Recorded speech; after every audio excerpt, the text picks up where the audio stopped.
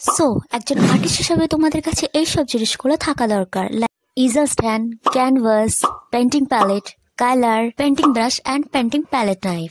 But আমরা এই জিনিসগুলো অনেকেই কিনতে পারি না, কারণ এগুলো অনেক কস্টলি হয়। এই জিনিসগুলো আমি কিনতে পারবো না, কারণ আমি অনেক গরিব আছি। তো এই জিনিসগুলো আমাকে আমার বোনের জন্য বানাতে হয়েছে, কারণ আমি যখন একদিন বাড়িতে ছিলাম না, ছোটি আমার জিনিসপত্র নিয়ে নিজের কালাকারি দেখাচ্ছিল। আমি ওর কাছে গিয়ে জিজ্ঞেস করি, কি তুমি করছোটা কি? আপি তুমি দেখতে পাচ্ছ না আমি এখানে পেন্টিং বানাতাছি, আমাকে জ্বালিও না, যাও। হারে কপাল, একটু বকা কি দিলাম, এত কান্দে লাগলো, বলে কিনা কিনা দাও। বাট ওয়েট, এটা তো আমরা ঘরেও বানাতে পারি। তো বেশি টাইম ওয়েস্ট না করে চলো ভিডিওটাকে শুরু করি। First DIY is canvas. তো ক্যানভাস তৈরির জন্য সর্বপ্রথম আমাদের একটি কার্ডবোর্ডের দরকার হবে। কার্ডবোর্ডটিকে সিজার্সের হেল্পে এরকম করে কেটে নিব। এটি খুবই শক্ত, যেটি কাটতে আমাকে অনেক পাপড় বেলতে হয়েছে। তোমাদের যতটা বড় ক্যানভাস লাগবে তোমরা ততটা হিসাবে কেটে নিবে। আমি ছুটির জন্য বেশি বড় বানাবো না, যেটুকু হাইট সেটুকু থাকা দরকার। তো এরকম ভাবে কোনায় কোনায় এরকম করে কেটে নিব সুন্দর করে লুক দেওয়ার জন্য। প্রথমত টেবিলটাকে সাফ করে নিব, নয়তো মায়ের ঝাড়ু আমার পিঠে এসে পড়বে। আমার কাছে যেহেতু এখন বুকরাম অ্যাভেলেবেল নেই, তার জন্য আমি এখানে একটি সাদা পেপার ইউজ করেছি। তোমাদের কাছে যদি বুকরাম বা সাদা কাপড় থাকে তাহলে তোমরা এখানে ইউজ করতে পারো। আমি এখানে ভালো করে গ্লু লাগিয়ে দিব, যাতে এটি চিপকে যায় ভালোভাবে, সাদা পেপারটি ভালো করে এঁটে যায়। তো এখানে আমি সুন্দর করে ভালো করে এটিকে আটকে নিব। তো এটি সুন্দর করে আটকে যাওয়ার পরে আমি কোনায় কোনায় এরকম সিজার হেল্পে আমি এরকম করে কেটে নিব। পুরো কোনাতে এরকম করে কেটে নেওয়ার পর উল্টো দিক করে আমি এটিকে ভালো করে গ্লু দিয়ে আটকে দেব। বাট এটি আটকাচ্ছে না, কারণ আমার কাছে এখন সুপার গ্লু অ্যাভেলেবেল নেই। তোমাদের কাছে যদি সুপার গ্লু বা টেপ থাকে তাহলে এটিকে ভালো করে আটকে নেবে। আমি এখানে টেপ ইউজ করেছি। তো আমাদের ক্যানভাস তো হয়ে গেছে রেডি, বাট এটিকে রাখবো কোথায়? তো সর্বপ্রথম আমাদের কার্ডবোর্ডকে এরকম ভাবে কেটে নিতে হবে, মোটামুটি 12 পিস করে কেটে নিতে হবে, আর একটি ছোট পিস। তো এটাকে আমি অ্যাটাচ করে দেবো গ্লুর সাহায্যে। একটা করে স্ট্র বানানোর জন্য এক একটাতে 3টে করে আমি কার্ডবোর্ড এইভাবে চিপকিয়ে নেব আঠার সাহায্যে। অ্যাটাচ করে নিয়ে আমি স্ট্যান্ডটিকে ব্রাউন শিটে টেপের সাহায্যে আমি এটাকে অ্যাটাচ করেছি। তোমরা চাইলে এরকমও করতে পারো। আমি এটাকে ইজার স্ট্যান্ডের মতো রেখে আমি এটাকে গ্লু দিয়ে অ্যাটাচ করব। তো এটা অ্যাটাচ হয়ে যাওয়ার পরে, ভালো করে অ্যাটাচ হয়ে যাওয়ার পরে আমি এই যেটি আরেকটা স্ট্র আছে ওই স্ট্রটাকে আমি পেছনে টেপের সাহায্যে আমি এটিকে অ্যাটাচ করব, কারণ এটি যাতে মুভ হয়ে থাকে তার জন্য আমি এটিকে টেপের সাহায্যে এটিকে ভালো করে মুভ করার জন্য এটিকে অ্যাটাচ করে দেবো সুন্দর করে। অ্যাটাচ করার পরে আমি এখানে, তোমরা চাইলে এটাকে রং করতে পারো, কিন্তু আমার এটা ভালো লাগছে না, তার জন্য আমি এটাকে রং করে দেব। রং করে এটাকে রং করার জন্য আমি এখানে ব্রাউন কালার নিয়েছি আর একটি ডার্ক ইয়েলো কালার নিয়েছি। তো দুটোকে মিক্স করে আমি কালার বানাবো। তো এটা এরকম প্রসেসে কালার করে নেওয়ার পরে এটা ভালো লাগছিল না আমার, কিন্তু আমার ছোটির খুব ভালো লেগেছে। আমার ছোটি বলেছে যে খুব সুন্দর হয়েছে, আমার খুব ভালো লেগেছে, এটিকে দেখতে অনেক সুন্দর হয়েছে। আমাদের ক্যানভাস রাখার জন্য তো easel stand ready, but painting palette. তো আমি এখানে কার্ডবোর্ডটিকে আগে থেকে কেটে নিয়েছি। এটি অনেক শক্ত হয়েছে, তোমরা চাইলে দুটো ইউজ করতে পারো। এটি একটি মুখ আর এটা আঁক, চোখের মতো লাগছে না। তো এখানে আমি না হোমমেড জেসও লাগিয়েছিলাম, বাট এখানে এই দাগগুলো দেখা যাচ্ছিলো বলে একদম ভালো লাগছিল না। তার জন্য আমি এখানে এই শিটটা ইউজ করেছি। এখানে এই শিটটা আমি আমার মায়ের কাপড় থেকে চুরি করে নিয়ে এসেছি। এটা আবার বলে ফেলো না যে আমার চুরি করার অভ্যাস আছে, ঠিক আছে, ছোটোর জন্য একটু একটু করতে হয়। তো এটিকে কাট করে নেওয়ার পর একটি পেনের সাহায্যে এরকম দাগ টেনে নিব। এটি এখনো শুকোয়নি, তার জন্য এটি এখনো ভিজে টাইপের আছে। তো এটা ড্র করে নেওয়ার পর আমি একটু বাদ দিয়ে আমি এটাকে কাট করে নিব। পুরো এরকম করে কাট করে নেওয়ার পরে আমি এখানে এই কাটারটি ইউজ করব। এই কাটা দিয়ে আমি ওটা কেটেছি, এত পাঁপড় বেলেছি না, রেস্টে দাঁড় করে দিয়ে এসেছি। তো এখানে আমার টেবিলটা নষ্ট যেন না হয় তার জন্য আমি এই সিটটা ইউজ করব। আর আমি চোখটাকে বার করে নিব। চোখটাকে ভালো করে বার করে নেওয়ার পরে আমি এখানে সিটটাকে সরিয়ে দেবো আর এই কার্ডবোর্ডটাকে নিয়ে এসে ভালো করে এখানে আমি গ্লু অ্যাড করে দেবো। গ্লুটাকে ভালো করে এখানে সুন্দর করে লাগিয়ে দেওয়ার পরে এখানে আমি এটাকে ভালো করে চিপকে দেবো, এখানে আটকে দেবো সুন্দর করে। তো এটি আটকানোর পরে আমি যে বাঁধিয়েছিলাম এটাকে ভালো করে এরকম করে কাট করে নিতে হবে। এটাকে কাট করে নেওয়ার পরে এখানে গ্লু বা টেপের সাহায্যে তোমরা এটাকে সেট করতে পারো। আমি টেপের সাহায্যে এটিকে সেট করব। তোমরা চাইলে সুপার গ্লু দিয়ে এটাকে ভালো করে আটকাতে পারো। আমার কাছে যেহেতু সুপার গ্লু নেই, তার জন্য আমি এখানে টেপের সাহায্যে এটাকে আটকেছি। তো আমি এখানে ভোটকা কালার বানানোর জন্য আমি এখানে ব্রাউন কালার নিয়েছি আর ডার্ক ইয়েলো কালার নিয়েছি। তো দুটোকে মিক্স করার পরে এটি একটি কালার বানাবো। তো এটির উপরে আমি সেটিকে কালার করব, বাট এটি হচ্ছে না, এটি অনেকটা শুখা শুখা মানে লাগছে। তো সেই জন্য আমি এখানে একটু পানি অ্যাড করব। পানি অ্যাড করার পর এটিকে ভালো করে কালার হচ্ছিল, তো সুন্দর করে কালার করে নেব এরকম করে।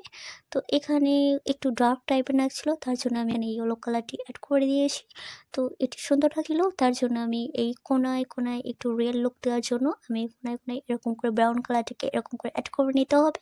এরকম করে লাগিয়ে দেওয়ার পরে এখানে আমি প্লাস্টিকটি ইউজ করব। প্লাস্টিক আটকানোর জন্য এটির উপরে ভালো করে গ্লু লাগিয়ে দিব।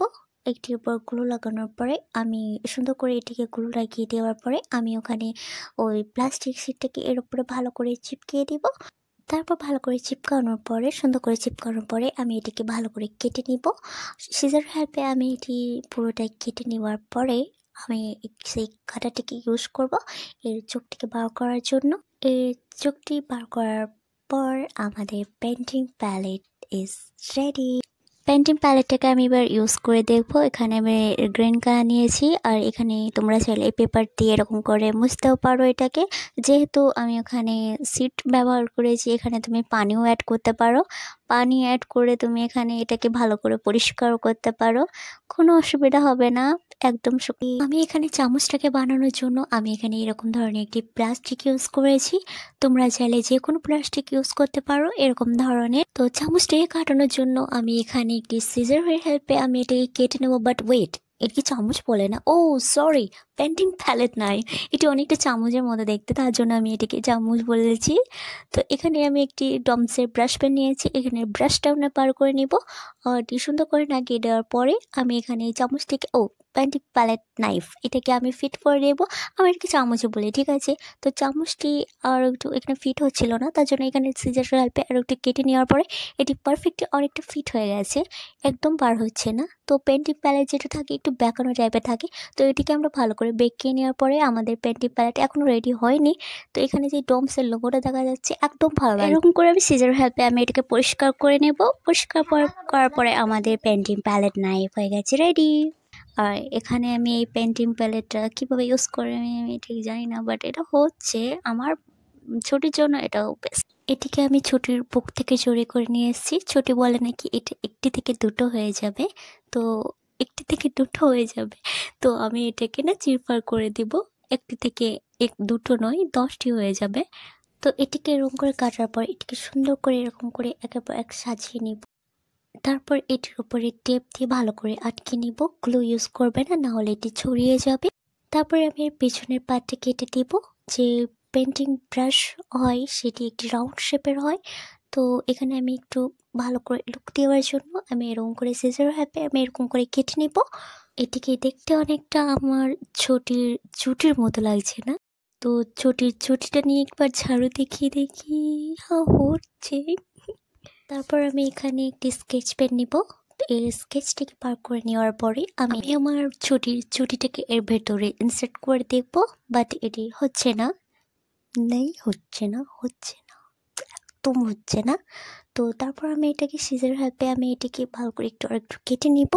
দুই সাইড দিয়ে কেটে নেওয়ার পরে আমি এটাকে জোর করে হলেও আমি এর উপরে ইনসার্ট করব। ছুটির এটি পছন্দ হয়নি, যার জন্য বানালাম। তার যদি পছন্দ না হয় তাহলে এটাকে ফেলে দেওয়ার বেটার হবে। তারপর আমি এখানে নিয়েছি আমার 10 বছর পুরনো মেকআপ ব্রাশ, যেটিকে আমি এই জন্যই রেখে দিয়েছিলাম যে আমার ছুটি কখন বলবে আর আমি কখন এটা করব।